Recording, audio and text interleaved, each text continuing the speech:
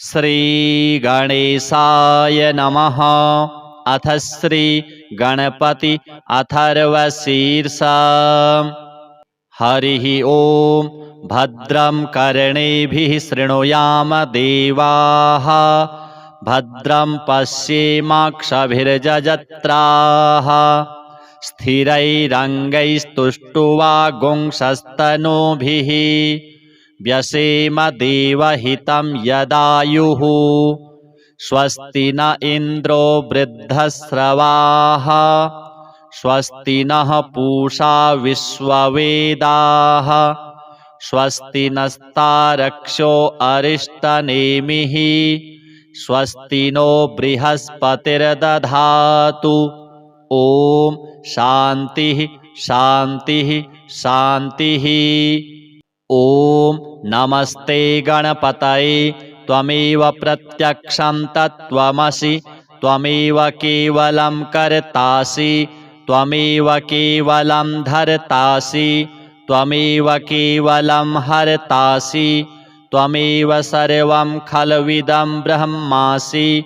त्वं साक्षादात्मासि नित्यं, ऋतं वच्मि सत्यं वच्मि।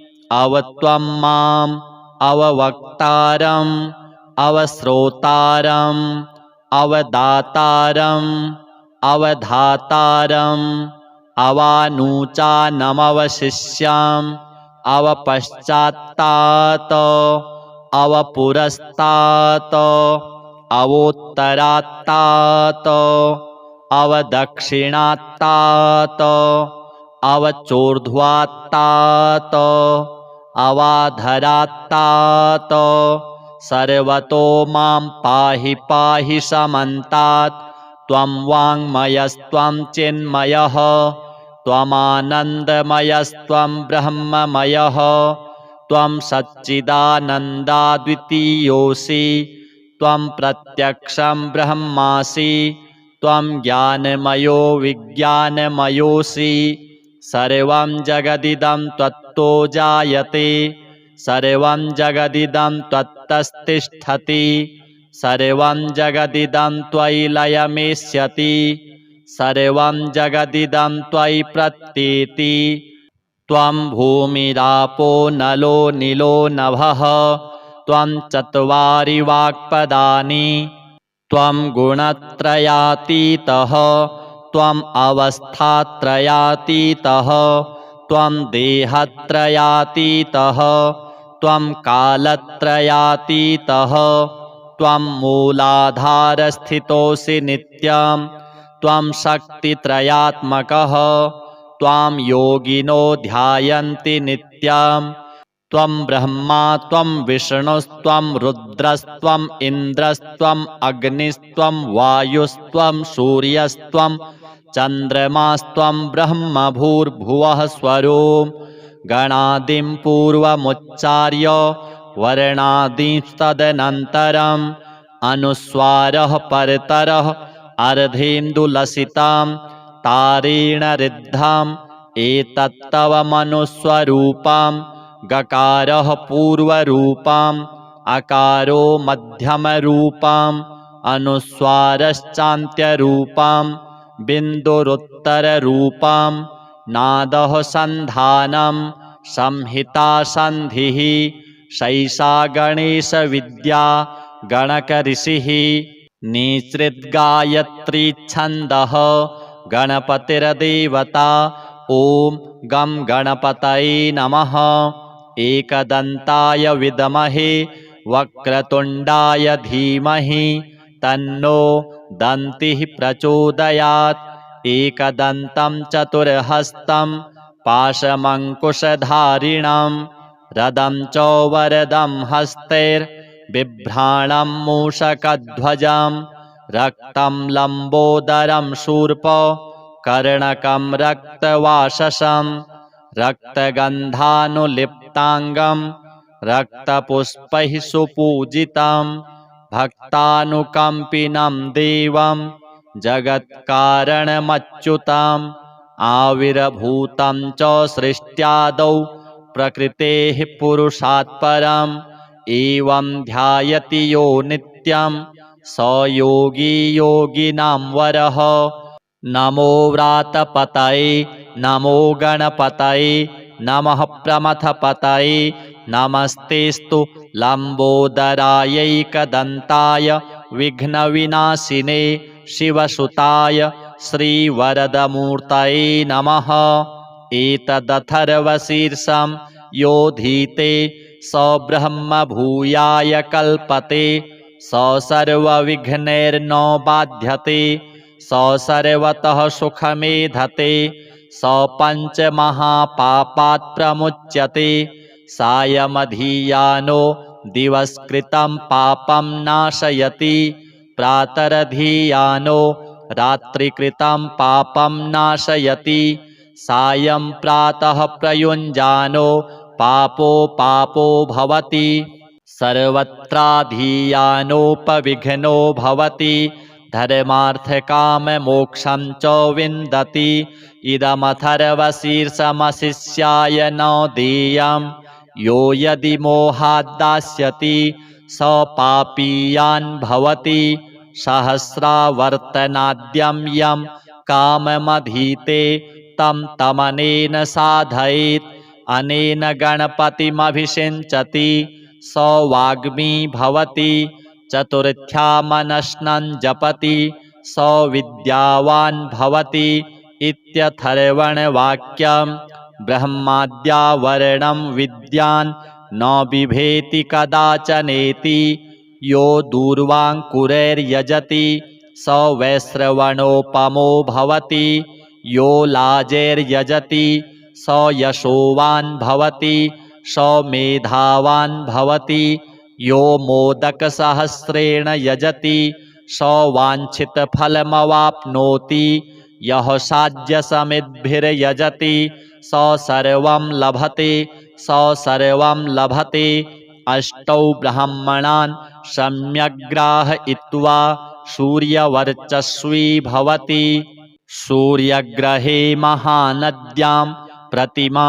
सन्निधौ वा जप्त्वा सिद्धमन्त्रो भवति महाविघ्नात् प्रमुच्यते महादोषात् प्रमुच्यते महापापात् प्रमुच्यते महाप्रत्यवायात् प्रमुच्यते स सर्वविद्भवति स सर्वविद्भवति य एवं वेद इत्युपनिषत्। ॐ शान्तिः शान्तिः शान्तिः।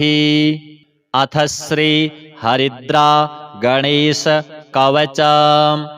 ईश्वर उवाच शृणु वक्ष्यामि कवचं सर्वसिद्धिकरं प्रिये पठित्वा पाठयित्वा च मुच्यते सर्वसङ्कटात्। अज्ञात्वा कवचं देवी गणेशस्य मनुं जपेत् सिद्धिर्न जायते तस्य कल्पकोटिशतैरपि।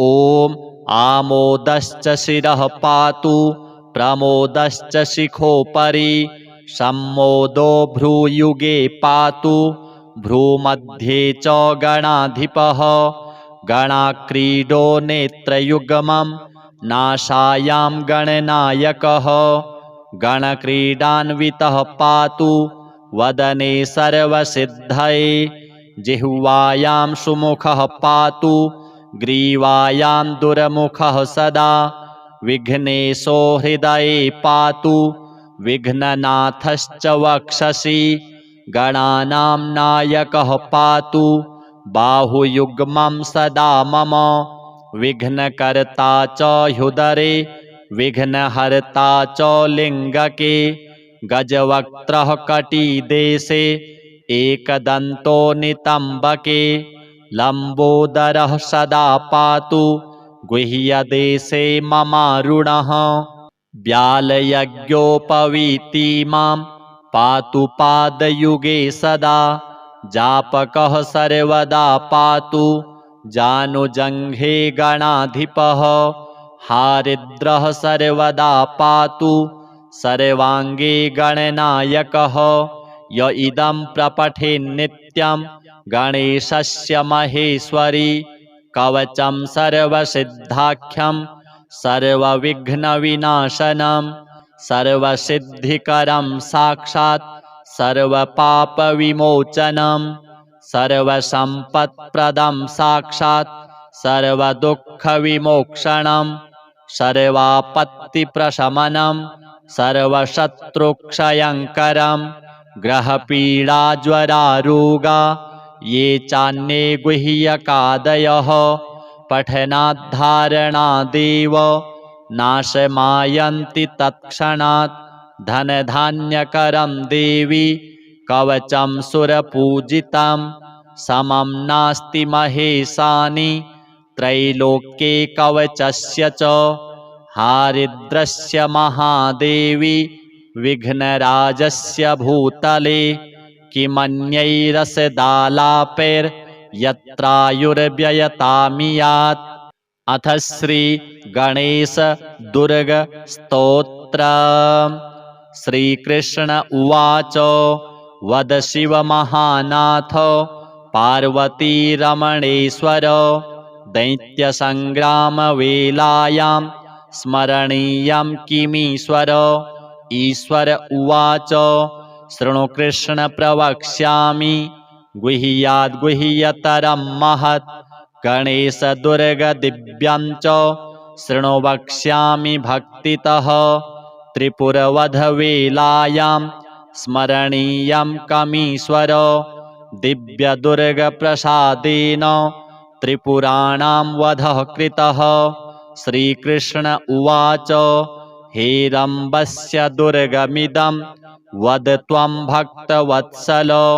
ईश्वर उवाच शृणु वत्स प्रवक्ष्यामि दुर्गं वैनायकं शुभं संग्रामे च श्मशाने च अरण्ये चोरसङ्कटे नृपद्वारे ज्वरे घोरे येनैव मुच्यते भयात् प्राच्यां रक्षतु हेरम्बः आग्नेयामग्नितेजसा यां यां लम्बोदरो रक्षेत् नैररित्यां पार्वतीसुतः प्रतीच्यां वक्रतुण्डश्च वायव्यां वरदप्रभुः गणेशः पातु औदिच्याम् ईशान्यामीश्वरस्तथा ऊर्ध्वं रक्षेत् धूम्रवर्णो ह्यधस्तात् पापनाशनः एवं दश दिशो रक्षेत् हेरम्बो विघ्ननाशनः। हेरम्बस्य दुर्गमिदं त्रिकालं यः पठेन्नरः कोटिजन्म कृतं पापम् एकावृत्तेन नश्यति। गणेशाङ्गारशेषेण दिव्यदुर्गेण मन्त्रितं ललाटं चर्चितं येन त्रैलोक्यवशमानयेत् मात्रागमसहस्राणि सुरापानशतानि च तत्क्षणात्तानि नश्यन्ति गणेशतीर्थवन्दनात्। नैवेद्यं वक्रतुण्डस्य नरो भुङ्क्ते तु भक्तितः राज्यदानसहस्राणि तेषां फलमवाप्नुयात्। कदाचित् पठ्यते भक्त्या हेरम्बस्य प्रसादतः शाकिनी डाकिनी भूत प्रेतवेतालराक्षसाः ब्रह्मराक्षसकूष्माण्डाः प्रणश्यन्ति च दूरतः। भूर्जे वा ताडपत्रे वा दुर्गं हेरम्बमालिखेत् करमूले धृतं येन करस्थाः सर्वसिद्धयः। एकमावर्तनं भक्त्या पठेन्नित्यं तु यो नरः कल्पकोटिसहस्राणि शिवलोके महीयते। लिङ्गदानसहस्राणि पृथिवीदानशतानि च गजदानसहस्रं च गणेशस्तवनात् फलम्। अथ श्री प्रदोष स्तोत्र। जय देव जगन्नाथ जय शंकर शाश्वत जय सर्वसुराध्यक्ष जय सर्वसुरार्चित जय सर्वगुणातीत जय सर्ववरप्रद जय नित्यनिराधारो जय विश्वम्भराव्ययो जय विश्वैकवन्देश जय नागेन्द्रभूषणो जय गौरीपते शम्भो जय चन्द्रार्धशेखर जय कोट्यर्कशङ्काश जयानन्तगुणाश्रय जय भद्रविरूपाक्ष जयाचिन्त्यनिरञ्जन जय नाथ कृपासिन्धो जय भक्तार्तिभञ्जन जय दुस्तरसंसार सागरोत्तारणप्रभो प्रसीद मे महादेव संसारार्तस्य खिद्यतः सर्वपापक्षयं कृत्वा रक्ष मां परमेश्वर महादारिद्र्यमग्नस्य महापापहतस्य च महाशोकनिविष्टस्य महारोगातुरस्य च ऋणभारपरीतस्य दह्यमानस्य कर्मभिः ग्रहैः प्रपीड्यमानस्य प्रसीद मम शङ्कर दरिद्रः प्रार्थयेद्देवं प्रदोषे गिरिजापतिम् अर्थाढ्यो वाथ राजा वा प्रार्थयेद्देवमीश्वरं दीर्घमायुः सदारोग्यं कोशवृद्धिर्बलोन्नतिः ममास्तु नित्यमानन्दः प्रसादात्तव शङ्कर शत्रवः संक्षयं यान्तु प्रसीदन्तु मम प्रजाः नश्यन्तु दस्यवो राष्ट्रे जनाः सन्तु निरापदः दुर्भिक्षमारिसन्तापाः समं यान्तु महीतले सर्वसस्यसमृद्धिश्च भूयात् सुखमया दिशः एवमाराधयेद्देवं पूजान्ते गिरिजापतिं ब्राह्मणान् भोजयेत्पश्चात् दक्षिणाभिश्च पूजयेत् सर्वपापक्षयकरी सर्वरोगनिवारणी शिवपूजा मया ख्याता सर्वाभीष्टफलप्रदा श्रीगणपति महादेवार्पणमस्तु। अथ श्री गणपति अथर्वशीर्षा। हरिः ओं भद्रं कर्णेभिः शृणुयाम देवाः भद्रं पश्येमाक्षभिर्यजत्राः स्थिरैरङ्गैस्तुष्टुवागुंसस्तनूभिः व्यसेम देवहितं यदायुः स्वस्ति न इन्द्रो वृद्धश्रवाः स्वस्ति नः पूषा विश्ववेदाः स्वस्ति नस्तारक्षो अरिष्टनेमिः स्वस्ति नो बृहस्पतिर्दधातु। ॐ शान्तिः शान्तिः शान्तिः। ॐ नमस्ते गणपतये त्वमेव प्रत्यक्षं तत्त्वमसि त्वमेव केवलं कर्तासि त्वमेव केवलं धर्तासि त्वमेव केवलं हर्तासि त्वमेव सर्वं खल्विदं ब्रह्मासि त्वं साक्षादात्मासि नित्यं ऋतं वच्मि सत्यं वच्मि अवत्वं माम् अववक्तारम् अवश्रोतारम् अवदातारम् अवधातारम् अवानुचानमवशिष्याम् अवपश्चात्तात् अवपुरस्तात् अवोत्तरात्तात् अवदक्षिणात्तात् अवचोर्ध्वात्तात्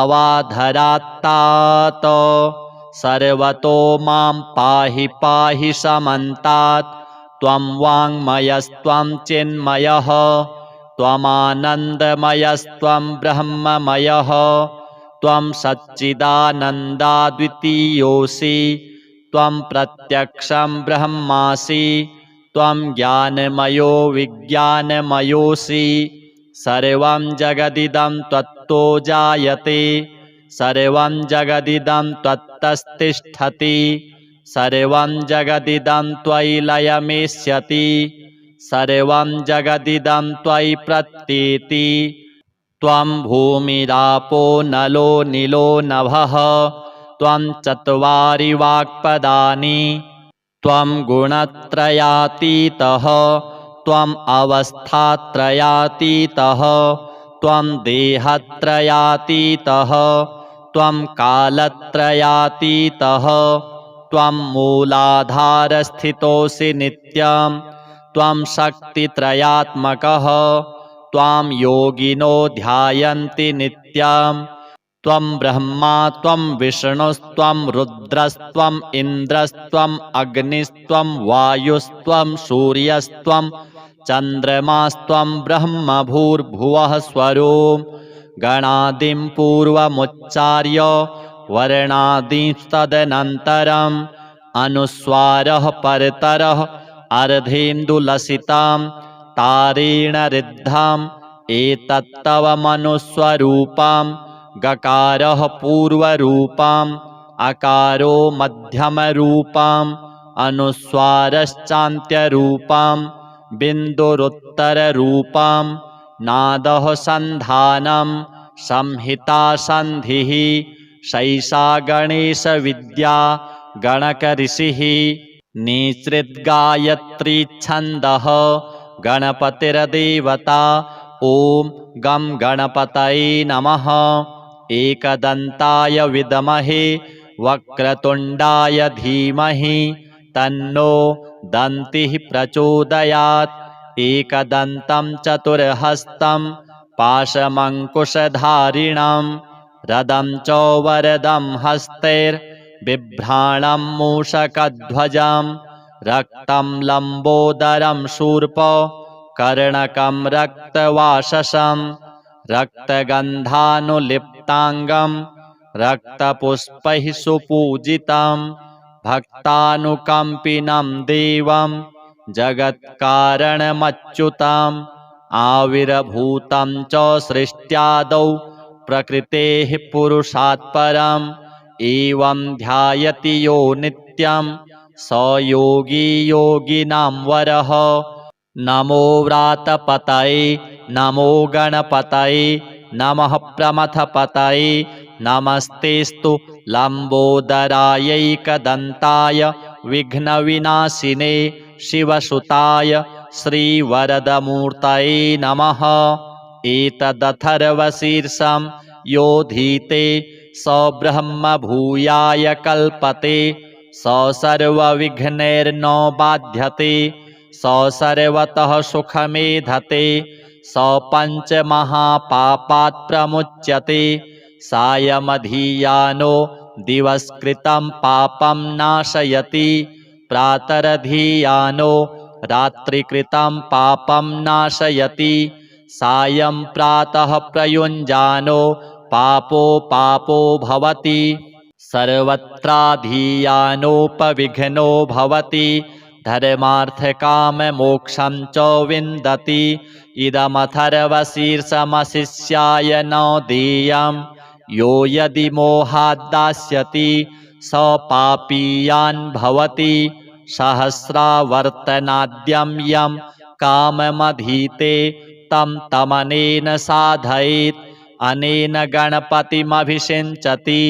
स वाग्मी भवति चतुर्थ्यामनश्नं जपति स विद्यावान् भवति इत्यथर्वणवाक्यं ब्रह्माद्यावरणं विद्यान् न बिभेति कदाचनेति यो दूर्वाङ्कुरैर्यजति स वैश्रवणोपमो भवति यो लाजैर्यजति स यशोवान् भवति स मेधावान् भवति यो मोदकसहस्रेण यजति स वाञ्छितफलमवाप्नोति यः साध्यसमिद्भिर्यजति स सर्वं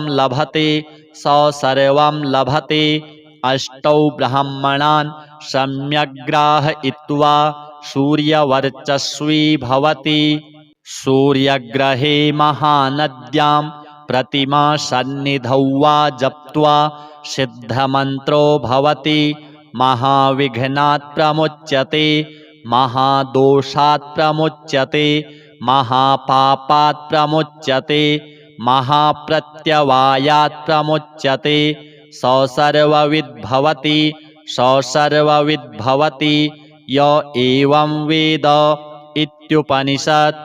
ॐ शान्तिः शान्तिः शान्तिः। अथ श्री हरिद्रा गणेश कवचम्। ईश्वर उवाच शृणु वक्ष्यामि कवचं सर्वसिद्धिकरं प्रिये पठित्वा पाठयित्वा च मुच्यते सर्वसङ्कटात्। अज्ञात्वा कवचं देवी गणेशस्य मनुं जपेत् सिद्धिर्न जायते तस्य कल्पकोटिशतैरपि। ॐ आमोदश्च शिरः पातु प्रमोदश्च शिखोपरि सम्मोदो भ्रूयुगे पातु भ्रूमध्ये च गणाधिपः गणाक्रीडो नेत्रयुग्मं नासायां गणनायकः गणक्रीडान्वितः पातु वदने सर्वसिद्धये जिह्वायां सुमुखः पातु ग्रीवायां दुर्मुखः सदा विघ्नेशो हृदये पातु विघ्ननाथश्च वक्षसि गणानां नायकः पातु बाहुयुग्मं सदा मम विघ्नकर्ता च ह्युदरे विघ्नहर्ता च लिङ्गके गजवक्त्रः कटिदेशे एकदन्तो नितम्बके लम्बोदरः सदा पातु गुह्यदेशे ममारुणः व्यालयज्ञोपवीति मां पातु पादयुगे सदा जापकः सर्वदा पातु जानुजङ्घे गणाधिपः हारिद्रः सर्वदा पातु सर्वाङ्गे गणनायकः य इदं प्रपठेन्नित्यं गणेशस्य महेश्वरी कवचं सर्वसिद्धाख्यं सर्वविघ्नविनाशनं सर्वसिद्धिकरं साक्षात् सर्वपापविमोचनं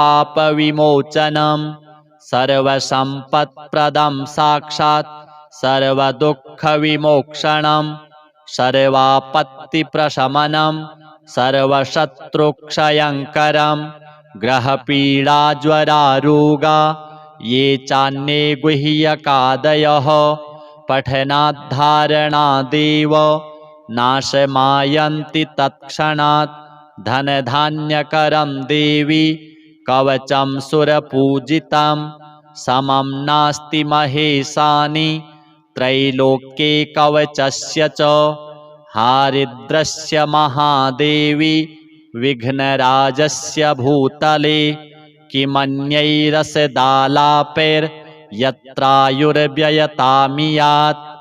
अथ श्री गणेश दुर्ग स्तोत्र। श्रीकृष्ण उवाच वद शिव महानाथ पार्वती रमणेश्वर दैत्यसङ्ग्रामवेलायां स्मरणीयं किमीश्वर। ईश्वर उवाच शृणु कृष्ण प्रवक्ष्यामि गुह्याद्गुह्यतरं महत् गणेशदुर्गदिव्यं च शृणु वक्ष्यामि भक्तितः त्रिपुरवधवेलायां स्मरणीयं कमीश्वर दिव्यदुर्गप्रसादेन त्रिपुराणां वधः कृतः। श्रीकृष्ण उवाच हेरम्बस्य दुर्गमिदं वद त्वं भक्तवत्सल।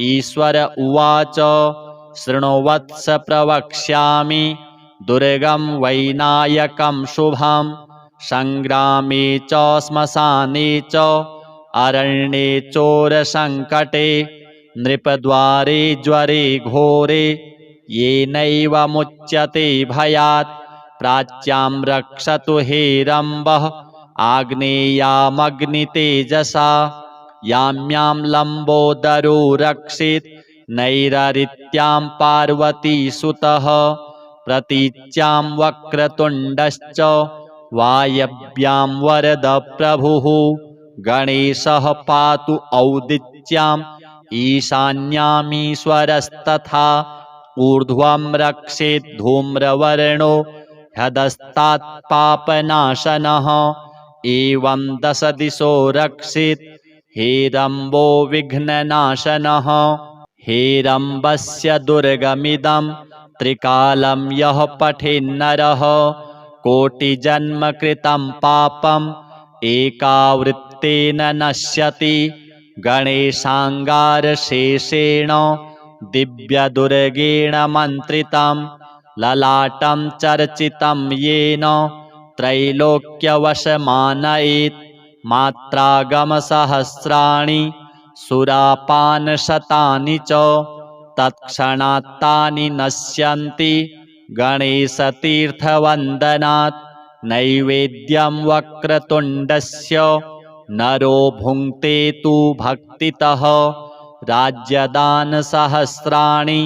तेषां फलमवाप्नुयात् कदाचित् पठ्यते भक्त्या हेरम्बस्य प्रसादतः शाकिनी डाकिनी भूत प्रेतवेतालराक्षसाः ब्रह्मराक्षसकूष्माण्डाः प्रणश्यन्ति च दूरतः भूर्जे वा ताडपत्रे वा दुर्गं हेरम्बमालिखेत् करमूले धृतं येन करस्थाः सर्वसिद्धयः एकमावर्तनं भक्त्या पठेन्नित्यं तु यो नरः कल्पकोटिसहस्राणि शिवलोके महीयते लिङ्गदानसहस्राणि पृथिवीदानशतानि च गजदानसहस्रं च गणेशस्तवनात् फलम् अथ श्रीप्रदोषस्तोत्रम् जय देव जगन्नाथ जय शङ्कर शाश्वत जय सर्वसुराध्यक्ष जय सर्वसुरार्चित जय सर्वगुणातीत जय सर्ववरप्रद जय नित्यनिराधार जय विश्वम्भराव्यय जय विश्वैकवन्देश जय नागेन्द्रभूषण जय गौरीपते शम्भो जय चन्द्रार्धशेखर जय कोट्यर्कसङ्काश जयानन्तगुणाश्रय जय भद्रविरूपाक्ष जयाचिन्त्यनिरञ्जन जयनाथ कृपासिन्धो जय भक्तार्तिभञ्जन जय दुस्तरसंसार सागरोत्तारणप्रभो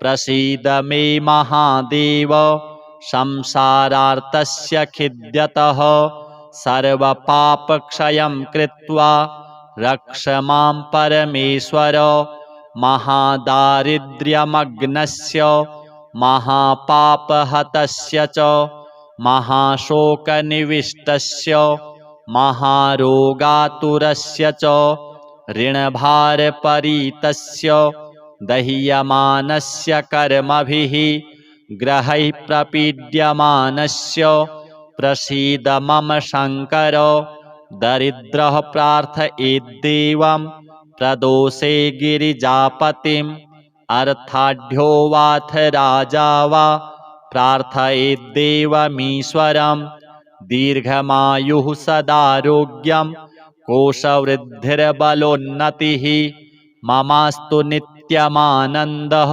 प्रसादात्तव शङ्कर शत्रवः संक्षयं यान्तु प्रसीदन्तु मम प्रजाः नश्यन्तु दस्यवो राष्ट्रे जनाः सन्तु निरापदः दुर्भिक्षमारिसन्तापाः समं यान्तु महीतले सर्वसस्यसमृद्धिश्च भूयात् सुखमया दिशः एवमाराधयेद्देवं पूजान्ते गिरिजापतिं ब्राह्मणान् भोजयेत् पश्चात् दक्षिणाभिश्च पूजयेत्। सर्वपापक्षयकरी सर्वरोगनिवारणी शिवपूजा मया ख्याता सर्वाभीष्टफलप्रदा। श्रीगणपति महादेवार्पणमस्तु। अथ श्री गणपति अथर्वशीर्षा। हरिः ओम। भद्रं कर्णेभिः शृणुयाम देवाः भद्रं पश्येमाक्षभिर्यजत्राः। स्थिरैरङ्गैस्तुष्टुवागुंसस्तनूभिः व्यसेम देवहितं यदायुः। स्वस्ति न इन्द्रो वृद्धश्रवाः स्वस्ति नः पूषा विश्ववेदाः। स्वस्ति नस्तारक्षो अरिष्टनेमिः स्वस्ति नो बृहस्पतिर्दधातु। ओम शान्तिः शान्तिः शान्तिः। ओम नमस्ते गणपतये त्वमेव प्रत्यक्षं तत्त्वमसि त्वमेव केवलं कर्तासि त्वमेव केवलं धर्तासि त्वमेव केवलं हर्तासि त्वमेव सर्वं खल्विदं ब्रह्मासि। त्वं साक्षादात्मासि नित्यं ऋतं वच्मि सत्यं वच्मि।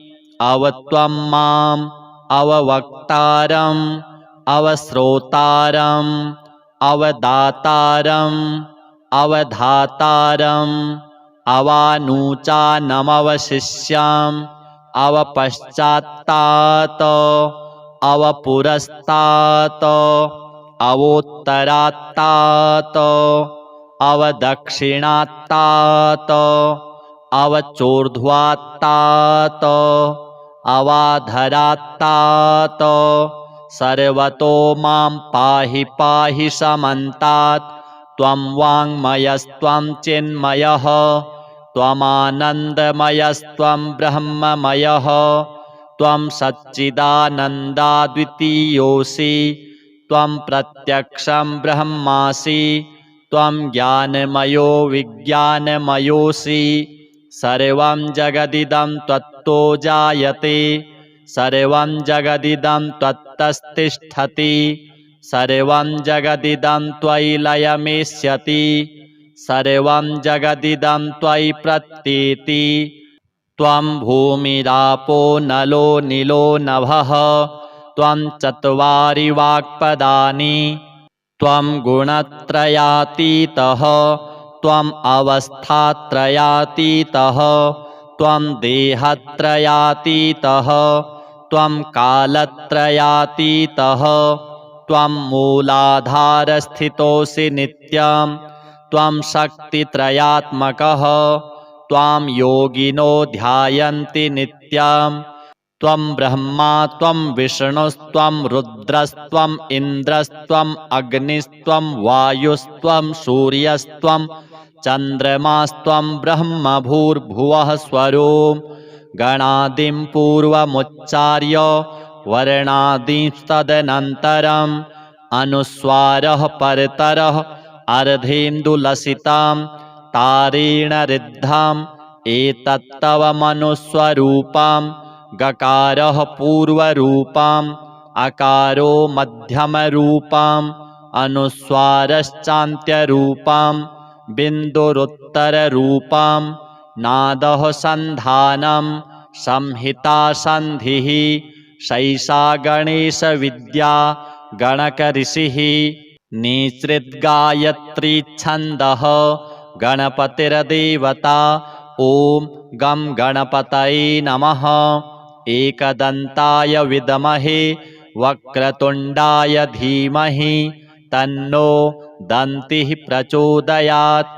एकदन्तं चतुर्हस्तं पाशमङ्कुशधारिणं रदं च वरदं हस्तैर्बिभ्राणं मूषकध्वजं रक्तं लम्बोदरं शूर्प कर्णकं रक्तवाससं रक्तगन्धानुलिप्ताङ्गं रक्तपुष्पैः सुपूजितं भक्तानुकम्पिनं देवं जगत्कारणमच्युतम् आविर्भूतं च सृष्ट्यादौ प्रकृतेः पुरुषात् परम् एवं ध्यायति यो नित्यं स योगी योगिनां वरः। नमो व्रातपतये नमो गणपतये नमः प्रमथपतये नमस्तेस्तु लम्बोदरायैकदन्ताय विघ्नविनाशिने शिवसुताय श्रीवरदमूर्तये नमः। एतदथर्वशीर्षं योधीते स ब्रह्म भूयाय कल्पते स सर्वविघ्नैर्न बाध्यते स सर्वतः सुखमेधते स पञ्चमहापापात् प्रमुच्यते सायमधीयानो दिवस्कृतं पापं नाशयति प्रातरधीयानो रात्रिकृतं पापं नाशयति सायं प्रातः प्रयुञ्जानो पापो भवति सर्वत्राधीयानोपविघ्नो भवति धर्मार्थकाममोक्षं च विन्दति। इदमथर्वशीर्षमशिष्याय न देयं यो यदि मोहाद्दास्यति स पापीयान् भवति सहस्रावर्तनाद्यं यं काममधीते तं तमनेन साधयेत् अनेन गणपतिमभिषिञ्चति स वाग्मी भवति चतुर्थ्यामनश्नं जपति स विद्यावान् भवति इत्यथर्वणवाक्यं ब्रह्माद्यावरणं विद्यान् न बिभेति कदाचनेति यो दूर्वाङ्कुरैर्यजति स वैश्रवणोपमो भवति यो लाजैर्यजति स यशोवान् भवति स मेधावान् भवति यो मोदकसहस्रेण यजति स वाञ्छितफलमवाप्नोति यः साध्यसमिद्भिर्यजति स सर्वं लभते अष्टौ ब्राह्मणान् सम्यग्राहयित्वा सूर्यवर्चस्वी भवति सूर्यग्रहे महानद्यां प्रतिमासन्निधौ वा जप्त्वा सिद्धमन्त्रो भवति महाविघ्नात् प्रमुच्यते महादोषात् प्रमुच्यते महापापात् प्रमुच्यते महाप्रत्यवायात् प्रमुच्यते स सर्वविद् य एवं वेद इत्युपनिषत्। ॐ शान्तिः शान्तिः शान्तिः। अथ श्री हरिद्रा गणेश कवचम्। ईश्वर उवाच शृणु वक्ष्यामि कवचं सर्वसिद्धिकरं प्रिये पठित्वा पाठयित्वा च मुच्यते सर्वसङ्कटात् अज्ञात्वा कवचं देवी गणेशस्य मनुं जपेत् सिद्धिर्न जायते तस्य कल्पकोटिशतैरपि। ॐ आमोदश्च शिरः पातु प्रमोदश्च शिखोपरि सम्मोदो भ्रूयुगे पातु भ्रूमध्ये च गणाधिपः गणाक्रीडो नेत्रयुग्मं नासायां गणनायकः गणक्रीडान्वितः पातु वदने सर्वसिद्धये जिह्वायां सुमुखः पातु ग्रीवायां दुर्मुखः सदा विघ्नेशो हृदये पातु विघ्ननाथश्च वक्षसि गणानां नायकः पातु बाहुयुग्मं सदा मम विघ्नकर्ता च ह्युदरे विघ्नहर्ता च लिङ्गके गजवक्त्रः कटिदेशे एकदन्तो नितम्बके लम्बोदरः सदा पातु गुह्यदेशे ममारुणः व्यालयज्ञोपवीति मां पातु पादयुगे सदा जापकः सर्वदा पातु जानुजङ्घे गणाधिपः हारिद्रः सर्वदा पातु सर्वाङ्गे गणनायकः य इदं प्रपठेन्नित्यं गणेशस्य महेश्वरी कवचं सर्वसिद्धाख्यं सर्वविघ्नविनाशनं सर्वसिद्धिकरं साक्षात् सर्वपापविमोचनं सर्वसम्पत्प्रदं साक्षात् सर्वदुःखविमोक्षणं सर्वापत्तिप्रशमनं सर्वशत्रुक्षयङ्करं ग्रहपीडाज्वरारोगा ये चान्ये गुह्यकादयः पठनाद्धारणादेव नाशमायन्ति तत्क्षणात् धनधान्यकरं देवी कवचं सुरपूजितं समं नास्ति महेशानि त्रैलोक्ये कवचस्य च हारिद्रस्य महादेवी विघ्नराजस्य भूतले किमन्यैरसदालापैर्यत्रायुर्व्ययतामियात्। अथ श्री गणेश दुर्ग स्तोत्र। श्रीकृष्ण उवाच वद शिव महानाथ पार्वतीरमणेश्वर दैत्यसङ्ग्रामवेलायां स्मरणीयं किमीश्वर। ईश्वर उवाच शृणु कृष्ण प्रवक्ष्यामि गुह्याद्गुह्यतरं महत् गणेश दुर्ग दिव्यं च शृणु वक्ष्यामि भक्तितः। त्रिपुरवधवेलायां स्मरणीयं कमीश्वर दिव्यदुर्गप्रसादेन त्रिपुराणां वधः कृतः। श्रीकृष्ण उवाच हेरम्बस्य दुर्गमिदं वद त्वं भक्तवत्सल। ईश्वर उवाच शृणु वत्स प्रवक्ष्यामि दुर्गं वैनायकं शुभं संग्रामे च श्मशाने च अरण्ये चोरसङ्कटे नृपद्वारे ज्वरे घोरे येनैव मुच्यते भयात् प्राच्यां रक्षतु हेरम्बः आग्नेयामग्नितेजसा यां यां लम्बोदरो रक्षेत् नैररित्यां पार्वतीसुतः प्रतीच्यां वक्रतुण्डश्च वायव्यां वरदप्रभुः गणेशः पातु औदिच्याम् ईशान्यामीश्वरस्तथा ऊर्ध्वं रक्षेत् धूम्रवर्णो ह्यधस्तात् पापनाशनः एवं दश दिशो रक्षेत् हेरम्बो विघ्ननाशनः। हेरम्बस्य दुर्गमिदं त्रिकालं यः पठेन्नरः कोटिजन्मकृतं पापम् एकावृत्तेन नश्यति। गणेशाङ्गारशेषेण दिव्यदुर्गेण मन्त्रितं ललाटं चर्चितं येन त्रैलोक्यवशमानयेत्। मात्रागमसहस्राणि सुरापानशतानि च तत्क्षणात्तानि नश्यन्ति गणेशतीर्थवन्दनात्। नैवेद्यं वक्रतुण्डस्य नरो भुङ्क्ते तु भक्तितः राज्यदानसहस्राणि तेषां फलमवाप्नुयात्।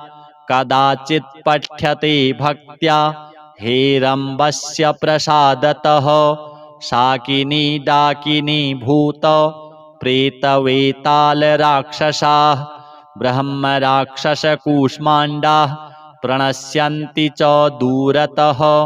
भूर्जे वा ताडपत्रे वा दुर्गं हेरम्बमालिखेत् करमूले धृतं येन करस्थाः सर्वसिद्धयः।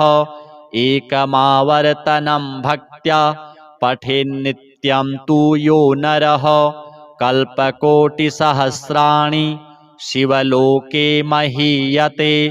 लिङ्गदानसहस्राणि पृथिवीदानशतानि च गजदानसहस्रं च गणेशस्तवनात् फलम्। अथ श्री प्रदोष स्तोत्रम्। जय देव जगन्नाथ, जय शंकर शाश्वत, जय सर्वसुराध्यक्ष, जय सर्वसुरार्चित, जय सर्वगुणातीत, जय सर्ववरप्रद, जय नित्यनिराधार, जय विश्वम्भराव्यय, जय विश्वैकवन्देश, जय नागेन्द्रभूषण, जय गौरीपते शंभो, जय चंद्रार्धशेखर, जय कोट्यर्कशंकाश, जयानन्तगुणाश्रय, जय भद्रविरूपाक्ष, जयाचिन्त्यनिरञ्जन, जय नाथ कृपासिन्धो, जय भक्तार्तिभञ्जन, जय दुस्तरसंसार सागरोत्तारण प्रभो,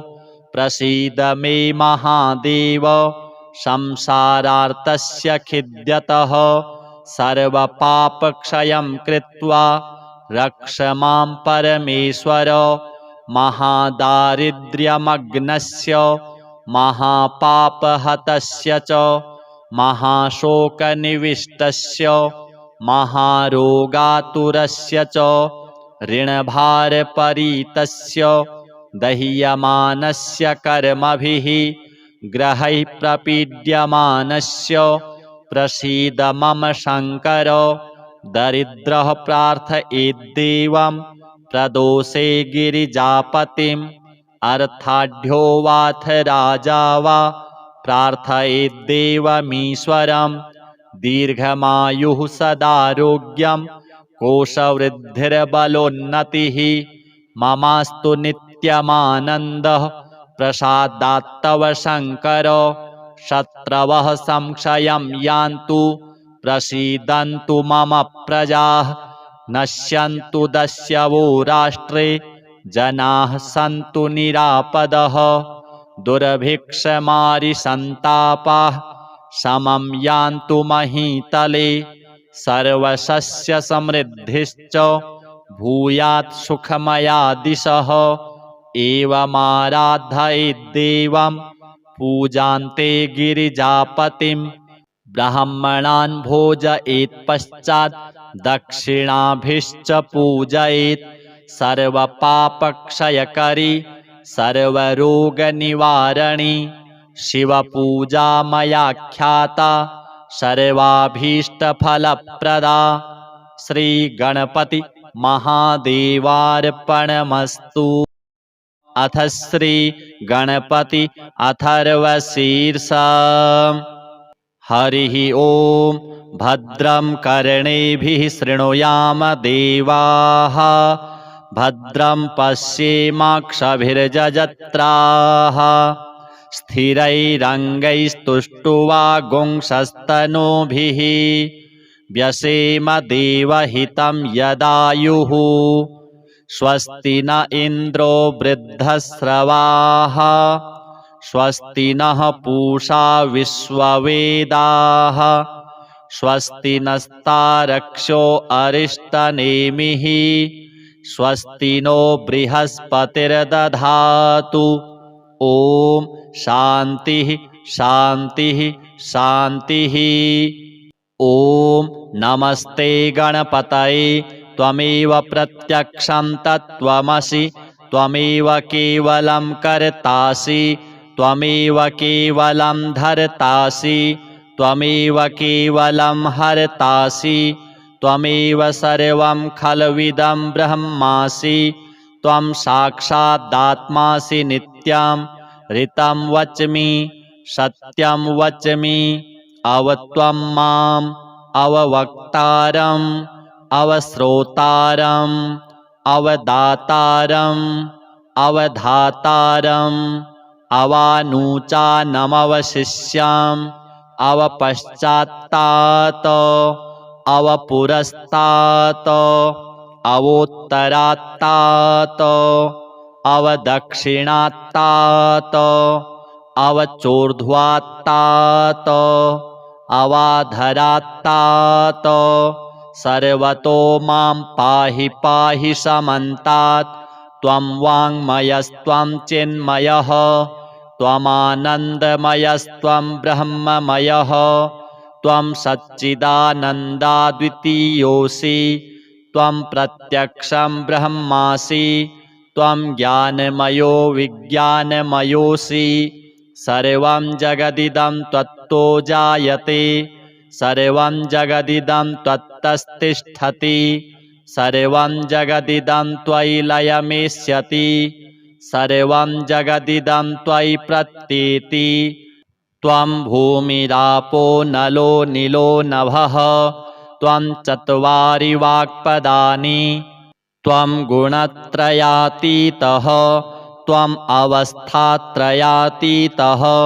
त्वं देहत्रयातीतः त्वं कालत्रयातीतः त्वं मूलाधारस्थितोऽसि नित्यं त्वं शक्तित्रयात्मकः त्वां योगिनो ध्यायन्ति नित्यं त्वं ब्रह्मा त्वं विष्णुस्त्वं रुद्रस्त्वम् इन्द्रस्त्वम् अग्निस्त्वं वायुस्त्वं सूर्यस्त्वं चन्द्रमास्त्वं ब्रह्म भूर्भुवः स्वरों गणादिं पूर्वमुच्चार्य वर्णादिंस्तदनन्तरम् अनुस्वारः परतरः अर्धेन्दुलसितां तारेण रिद्धाम् एतत्तव मनुस्वरूपां गकारः पूर्वरूपाम् अकारो मध्यमरूपाम् अनुस्वारश्चान्त्यरूपाम् बिन्दुरुत्तररूपाम् नादः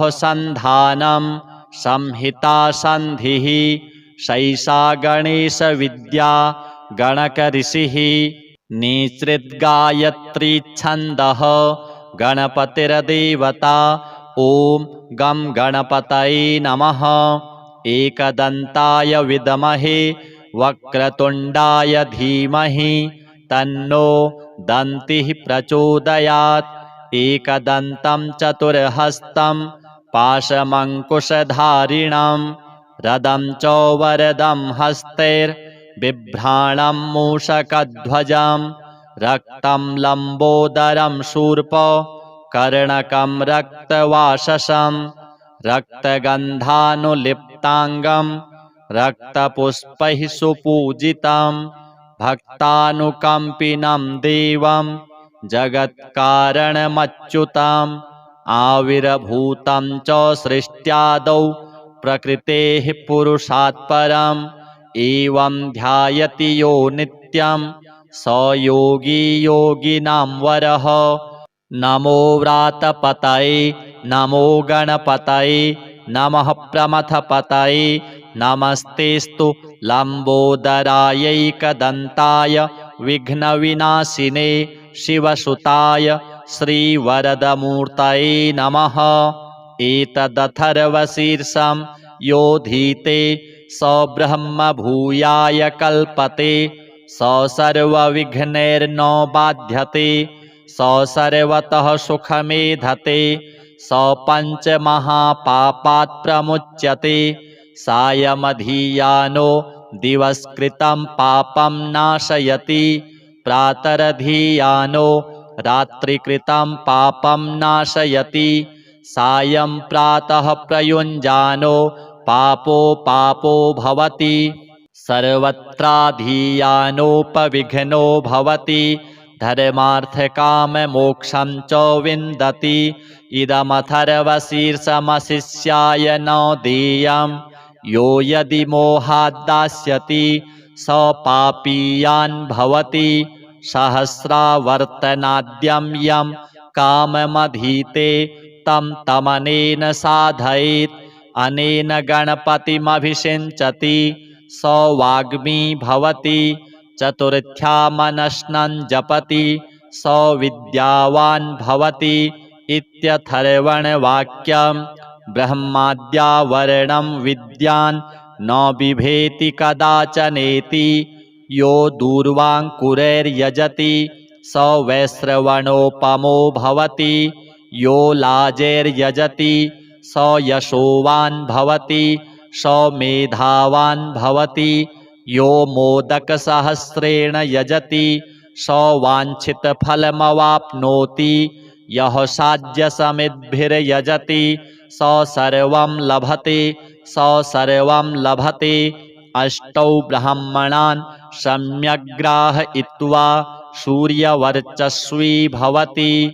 सूर्यग्रहे महानद्यां प्रतिमासन्निधौ वा जप्त्वा सिद्धमन्त्रो भवति। महाविघ्नात् प्रमुच्यते महादोषात् प्रमुच्यते महापापात् प्रमुच्यते महाप्रत्यवायात् प्रमुच्यते। स सर्वविद्भवति स सर्वविद्भवति य एवं वेद इत्युपनिषत्। ओम शांति शांति शांति। अथ श्री हरिद्रा गणेश कवचम्। ईश्वर उवाच शृणु वक्ष्यामि कवचं सर्वसिद्धिकरं प्रिये पठित्वा पाठयित्वा च मुच्यते सर्वसङ्कटात्। अज्ञात्वा कवचं देवी गणेशस्य मनुं जपेत् सिद्धिर्न जायते तस्य कल्पकोटिशतैरपि। ॐ आमोदश्च शिरः पातु प्रमोदश्च शिखोपरि सम्मोदो भ्रूयुगे पातु भ्रूमध्ये च गणाधिपः। गणाक्रीडो नेत्रयुग्मं नासायां गणनायकः। गणक्रीडान्वितः पातु वदने सर्वसिद्धये। जिह्वायां सुमुखः पातु ग्रीवायां दुर्मुखः सदा। विघ्नेशो हृदये पातु विघ्ननाथश्च वक्षसि। गणानां नायकः पातु बाहुयुग्मं सदा मम। विघ्नकर्ता च ह्युदरे विघ्नहर्ता च लिङ्गके। गजवक्त्रः कटिदेशे एकदन्तो नितम्बके। लम्बोदरः सदा पातु गुह्यदेशे ममारुणः। व्यालयज्ञोपवीति मां पातु पादयुगे सदा।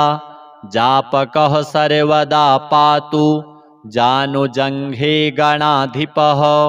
हारिद्रः सर्वदा पातु सर्वाङ्गे गणनायकः।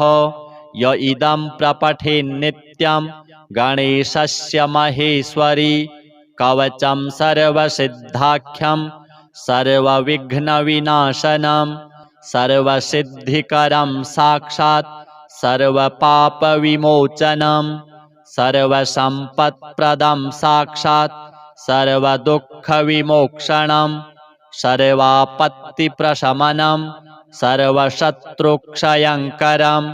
ग्रहपीडाज्वरारोगा ये चान्ये गुह्यकादयः पठनाद्धारणादेव नाशमायन्ति तत्क्षणात्।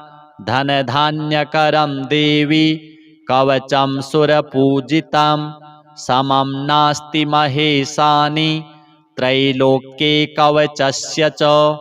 हारिद्रस्य महादेवी विघ्नराजस्य भूतले किमन्यैरसदालापैर्यत्रायुर्व्ययतामियात्। अथ श्री गणेश दुर्ग स्तोत्र। श्रीकृष्ण उवाच वद शिव महानाथ पार्वती रमणेश्वर दैत्यसङ्ग्रामवेलायां स्मरणीयं किमीश्वर। ईश्वर उवाच शृणु कृष्ण प्रवक्ष्यामि गुह्याद्गुह्यतरं महत्। गणेश दुर्ग दिव्यं च शृणु वक्ष्यामि भक्तितः। त्रिपुरवधवेलायां स्मरणीयं कमीश्वर। दिव्यदुर्गप्रसादेन त्रिपुराणां वधः कृतः। श्रीकृष्ण उवाच हेरम्बस्य दुर्गमिदं वद त्वं भक्तवत्सल। ईश्वर उवाच शृणु वत्स प्रवक्ष्यामि दुर्गं वैनायकं शुभं संग्रामे च श्मशाने च अरण्ये चोरसङ्कटे नृपद्वारे ज्वरे घोरे येनैव मुच्यते भयात् प्राच्यां रक्षतु हेरम्बः आग्नेयामग्नितेजसा याम्यां लम्बोदरो रक्षेत् नैररित्यां पार्वतीसुतः प्रतीच्यां वक्रतुण्डश्च वायव्यां वरदप्रभुः गणेशः पातु औदिच्याम् ईशान्यामीश्वरस्तथा ऊर्ध्वं रक्षेत् धूम्रवर्णो ह्यदस्तात् पापनाशनः एवं दशदिशो रक्षेत् हेरम्बो विघ्ननाशनः हेरम्बस्य दुर्गमिदं त्रिकालं यः पठेन्नरः कोटिजन्मकृतं पापम् एकावृत्तेन नश्यति गणेशाङ्गारशेषेण दिव्यदुर्गेण मन्त्रितं ललाटं चर्चितं येन त्रैलोक्यवशमानयेत् मात्रागमसहस्राणि सुरापानशतानि च तत्क्षणात्तानि नश्यन्ति गणेशतीर्थवन्दनात् नैवेद्यं वक्रतुण्डस्य नरो भुङ्क्ते तु भक्तितः राज्यदानसहस्राणि तेषां फलमवाप्नुयात् कदाचित् पठ्यते भक्त्या हेरम्बस्य प्रसादतः शाकिनी डाकिनी भूत प्रेतवेतालराक्षसाः ब्रह्मराक्षसकूष्माण्डाः प्रणश्यन्ति च दूरतः भूर्जे वा ताडपत्रे वा दुर्गं हेरम्बमालिखेत् करमूले धृतं येन करस्थाः सर्वसिद्धयः एकमावर्तनं भक्त्या पठेन्नित्यं तु यो नरः कल्पकोटिसहस्राणि शिवलोके महीयते लिङ्गदानसहस्राणि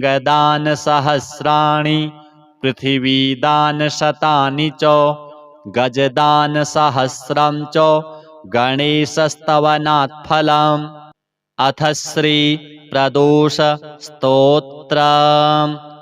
जय देव जगन्नाथ जय शङ्कर शाश्वत जय सर्वसुराध्यक्ष जय सर्वसुरार्चित जय सर्वगुणातीत जय सर्ववरप्रद जय नित्यनिराधार जय विश्वम्भराव्यय जय विश्वैकवन्देश जय नागेन्द्रभूषण जय गौरीपते शम्भो जय चन्द्रार्धशेखर जय कोट्यर्कशङ्काश जयानन्तगुणाश्रय जय भद्रविरूपाक्ष जयाचिन्त्यनिरञ्जन जयनाथ कृपासिन्धो जय भक्तार्तिभञ्जन जय दुस्तरसंसार सागरोत्तारणप्रभो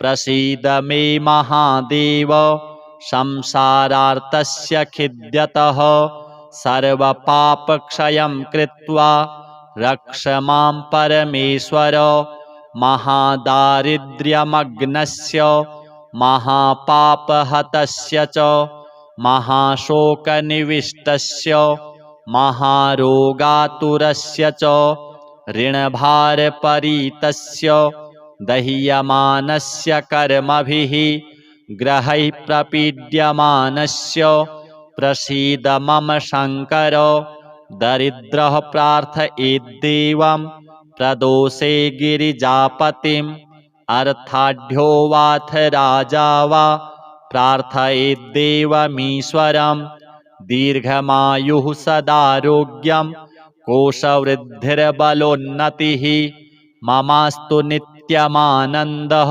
प्रसादात्तव शङ्कर शत्रवः संक्षयं यान्तु प्रसीदन्तु मम प्रजाः नश्यन्तु दस्यवो राष्ट्रे जनाः सन्तु निरापदः दुर्भिक्षमारिसन्तापाः समं यान्तु महीतले सर्वसस्यसमृद्धिश्च भूयात् सुखमया दिशः एवमाराधयेद्देवं पूजान्ते गिरिजापतिं ब्राह्मणान् भोजयेत्पश्चात् दक्षिणाभिश्च पूजयेत् सर्वपापक्षयकरी सर्वरोगनिवारणी शिवपूजा मया ख्याता सर्वाभीष्टफलप्रदा। श्रीगणपति महादेवार्पणमस्तु। अथ श्रीगणपति अथर्वशीर्षः। हरिः ॐ भद्रं कर्णेभिः शृणुयाम देवाः भद्रं पश्येमाक्षभिर्यजत्राः स्थिरैरङ्गैस्तुष्टुवागुंसस्तनूभिः व्यसेम देवहितं यदायुः स्वस्ति न इन्द्रो वृद्धश्रवाः स्वस्ति नः पूषा विश्ववेदाः स्वस्ति नस्तारक्षो अरिष्टनेमिः स्वस्ति नो बृहस्पतिर्दधातु। ॐ शान्तिः शान्तिः शान्तिः। ॐ नमस्ते गणपतये त्वमेव प्रत्यक्षं तत्त्वमसि त्वमेव केवलं कर्तासि त्वमेव केवलं धर्तासि त्वमेव केवलं हर्तासि त्वमेव सर्वं खल्विदं ब्रह्मासि त्वं साक्षादात्मासि नित्यं ऋतं वच्मि सत्यं वच्मि अवत्वं माम् अववक्तारम् अवश्रोतारम् अवदातारम् अवधातारम् अवानुचानमवशिष्याम् अवपश्चात्तात् अवपुरस्तात् अवोत्तरात्तात् अवदक्षिणात्तात् अवचोर्ध्वात्तात् अवाधरात्तात् सर्वतो मां पाहि पाहि समन्तात् त्वं वाङ्मयस्त्वं चिन्मयः त्वमानन्दमयस्त्वं ब्रह्ममयः त्वं सच्चिदानन्दाद्वितीयोऽसि त्वं प्रत्यक्षं ब्रह्मासि त्वं ज्ञानमयो विज्ञानमयोऽसि सर्वं जगदिदं त्वत्तो जायते सर्वं जगदिदं त्वत्तस्तिष्ठति सर्वं जगदिदं त्वयि लयमेष्यति सर्वं जगदिदं त्वयि प्रत्येति त्वं भूमिरापो नलो नीलो नभः त्वं चत्वारि वाक्पदानि त्वं गुणत्रयातीतः त्वम् अवस्थात्रयातीतः त्वं देहत्रयातीतः त्वं कालत्रयातीतः त्वं मूलाधारस्थितोऽसि नित्यं त्वं शक्तित्रयात्मकः त्वां योगिनो ध्यायन्ति नित्यं त्वं ब्रह्मा त्वं विष्णुस्त्वं रुद्रस्त्वम् इन्द्रस्त्वम् अग्निस्त्वं वायुस्त्वं सूर्यस्त्वं चन्द्रमास्त्वं ब्रह्म भूर्भुवः स्वरों गणादिं पूर्वमुच्चार्य वर्णादिंस्तदनन्तरम् अनुस्वारः परतरः अर्धेन्दुलसितां तारेण ऋद्धम् एतत्तव मनुस्वरूपं गकारः पूर्वरूपम् अकारो मध्यमरूपम् अनुस्वारश्चान्त्यरूपम् बिन्दुरुत्तररूपम् नादः सन्धानम्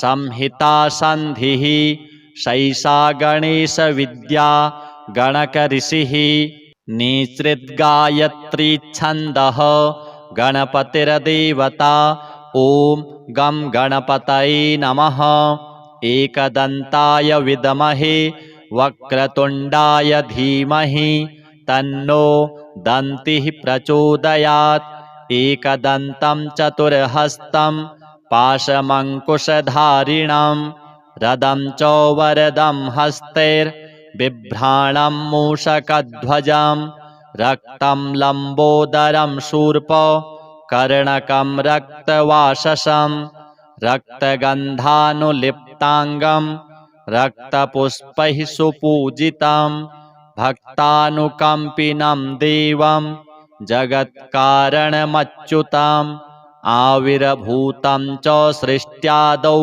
प्रकृतेः पुरुषात् परम् एवं ध्यायति यो नित्यं स योगी योगिनां वरः। नमो व्रातपतये नमो गणपतये नमः प्रमथपतये नमस्तेस्तु लम्बोदरायैकदन्ताय विघ्नविनाशिने शिवसुताय श्रीवरदमूर्तये नमः। एतदथर्वशीर्षं योधीते स ब्रह्म भूयाय कल्पते स सर्वविघ्नैर्न बाध्यते स सर्वतः सुखमेधते स पञ्चमहापापात् प्रमुच्यते सायमधीयानो दिवस्कृतं पापं नाशयति प्रातरधीयानो रात्रिकृतं पापं नाशयति सायं प्रातः प्रयुञ्जानो पापो भवति सर्वत्राधीयानोपविघ्नो भवति धर्मार्थकाममोक्षं च विन्दति।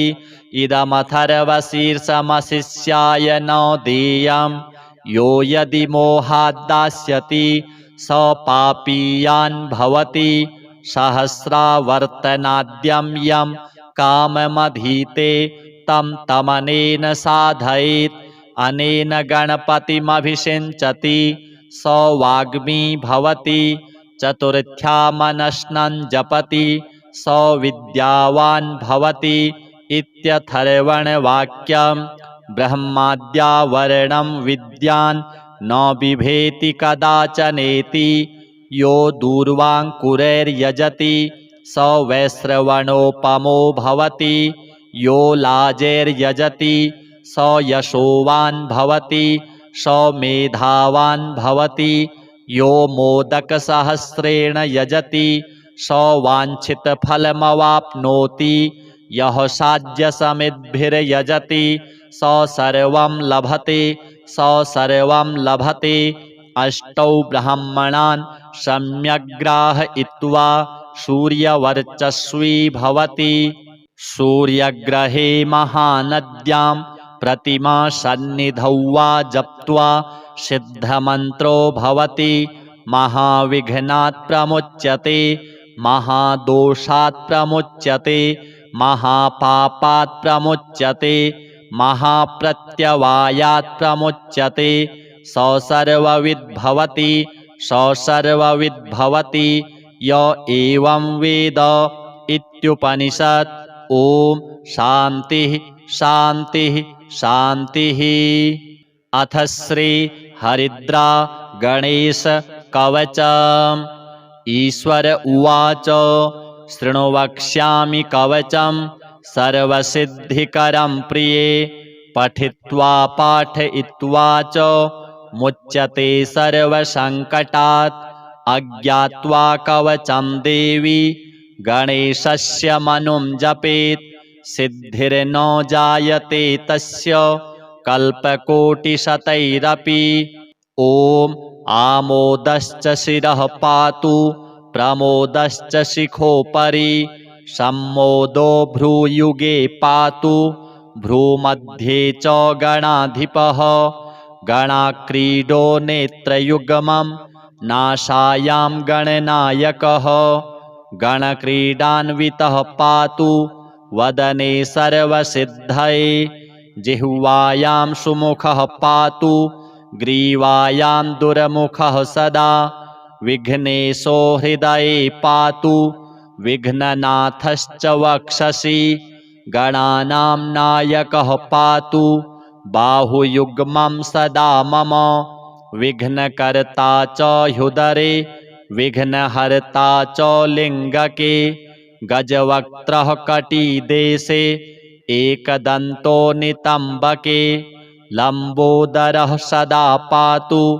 गुह्यदेशे ममारुणः व्यालयज्ञोपवीतिमां पातु पादयुगे सदा जापकः सर्वदा पातु जानुजङ्घे गणाधिपः हारिद्रः सर्वदा पातु सर्वाङ्गे गणनायकः य इदं प्रपठेन्नित्यं गणेशस्य महेश्वरी कवचं सर्वसिद्धाख्यं सर्वविघ्नविनाशनं सर्वसिद्धिकरं साक्षात् सर्वपापविमोचनं सर्वसम्पत्प्रदं साक्षात् सर्वदुःखविमोक्षणं सर्वापत्तिप्रशमनं सर्वशत्रुक्षयङ्करं ग्रहपीडाज्वरारोगा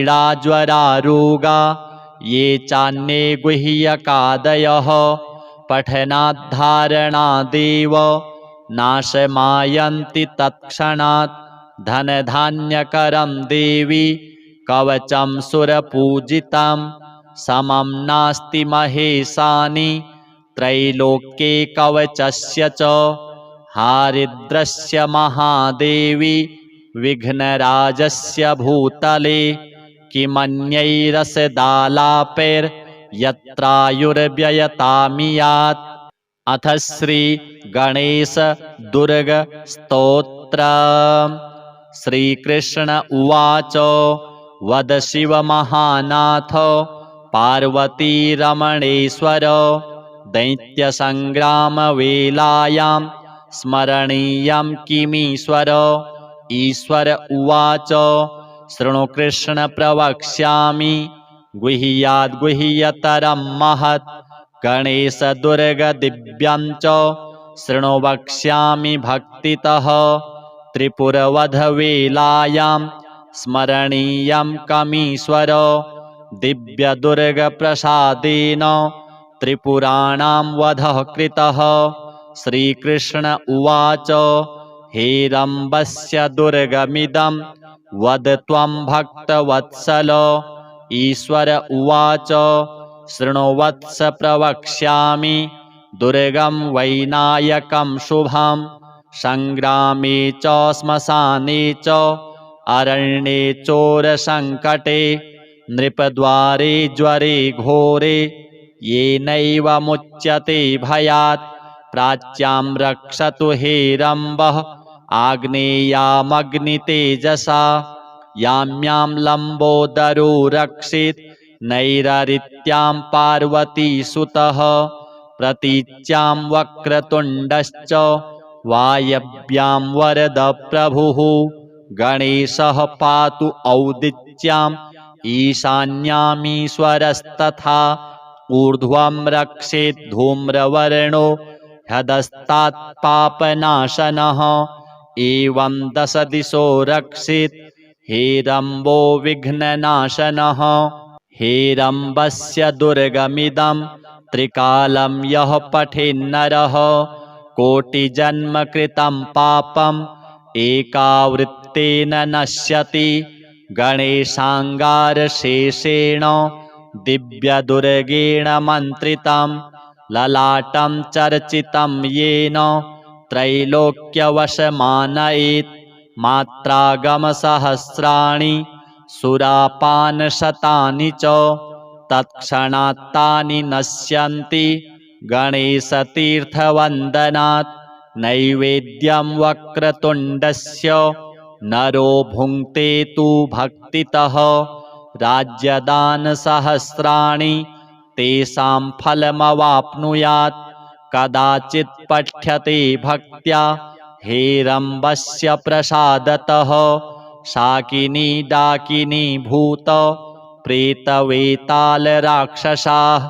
ब्रह्मराक्षसकूष्माण्डाः प्रणश्यन्ति च दूरतः भूर्जे वा ताडपत्रे वा दुर्गं हेरम्बमालिखेत् करमूले धृतं येन करस्थाः सर्वसिद्धयः एकमावर्तनं भक्त्या पठेन्नित्यं नित्यं तु यो नरः कल्पकोटिसहस्राणि शिवलोके महीयते लिङ्गदानसहस्राणि पृथिवीदानशतानि च गजदानसहस्रं च गणेशस्तवनात् फलम्। अथ श्रीप्रदोषस्तोत्रम्। जय देव जगन्नाथ जय शङ्कर शाश्वत जय सर्वसुराध्यक्ष जय सर्वसुरार्चित जय सर्वगुणातीत जय सर्ववरप्रद जय नित्यनिराधार जय विश्वम्भराव्यय जय विश्वैकवन्देश जय नागेन्द्रभूषण जय गौरीपते शम्भो जय चन्द्रार्धशेखर जय कोट्यर्कशङ्काश जयानन्तगुणाश्रय जय भद्रविरूपाक्ष जयाचिन्त्यनिरञ्जन जय नाथ कृपासिन्धो जय भक्तार्तिभञ्जन जय दुस्तरसंसार सागरोत्तारणप्रभो प्रसीद मे महादेव संसारार्तस्य खिद्यतः सर्वपापक्षयं कृत्वा रक्ष मां परमेश्वर महादारिद्र्यमग्नस्य महापापहतस्य च महाशोकनिविष्टस्य महारोगातुरस्य च ऋणभारपरीतस्य दह्यमानस्य कर्मभिः ग्रहैः प्रपीड्यमानस्य प्रसीद मम शङ्कर दरिद्रः प्रार्थयेद्देवं प्रदोषे गिरिजापतिम् अर्थाढ्यो वाथ राजा वा प्रार्थयेद्देवमीश्वरम् दीर्घमायुः सदारोग्यं कोशवृद्धिर्बलोन्नतिः ममास्तु नित्यमानन्दः प्रसादात्तव शङ्कर शत्रवः संक्षयं यान्तु प्रसीदन्तु मम प्रजाः नश्यन्तु दस्यवो राष्ट्रे जनाः सन्तु निरापदः दुर्भिक्षमारिसन्तापाः समं यान्तु महीतले सर्वसस्यसमृद्धिश्च भूयात् सुखमया दिशः एवमाराधयेद्देवं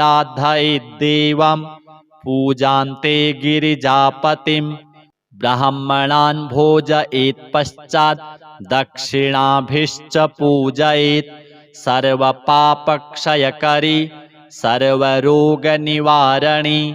शिवपूजा मया ख्याता सर्वाभीष्टफलप्रदा। श्रीगणपति महादेवार्पणमस्तु।